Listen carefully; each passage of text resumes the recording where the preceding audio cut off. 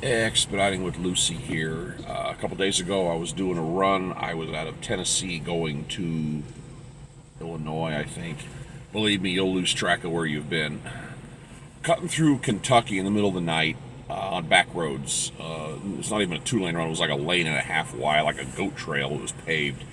And it was, one of these roads where you're doing it's trees, and this is where the deer jump out and go, and get you. So it was late, and I was getting tired. So I stopped, and I dialed up Pilot, and I said, going the way I'm going, where's the closest Pilot? It was like 73 miles, which isn't a tremendously long distance, but when you're only going 30 or 35 miles an hour, it is. So I then went to my backup, which is any truck stop, and it was still 50 miles away. So I tried Walmart, and there wasn't a Walmart anywhere in the area. So I fall back to my favorite, which is an airport. Put in airports near me, and it was 3.1 miles to Podunk Municipal, right over here. And I was like, aha, here we go. So I dial up Podunk Muni, and I head a little bit over, and I'm going through the trees, and it's like the trees go up over the road like this, and I'm down to 2/10 of a mile, and it's still showing I'm coming up, and I'm like, yeah, right. And I bust through the trees, and boom, there's a little airport, little teeny tiny airport, small parking lot. There's a big fence, and then there's a building over here.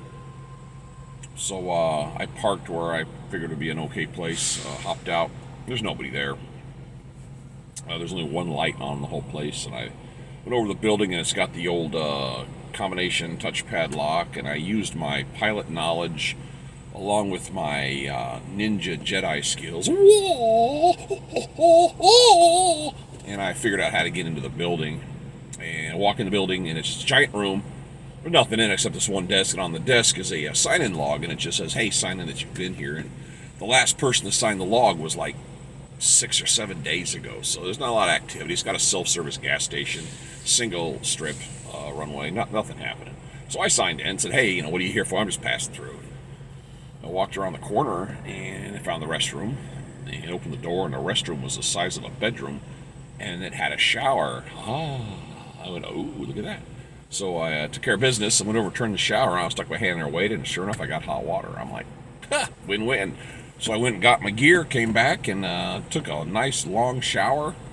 That's another reason to always have a towel with you, which I do. I took a very long and luxurious shower at midnight at some airport in the middle of nowhere in Kentucky, and cleaned up my mess and signed out. I didn't sign out. I left, and I have to push a button to lock the door on the way out, and I went back and climbed in. Lucy slept. Got up in the morning, went back in the building, brushed my teeth, used the restroom and everything, and left. And that's got to be my favorite airport hideout so far.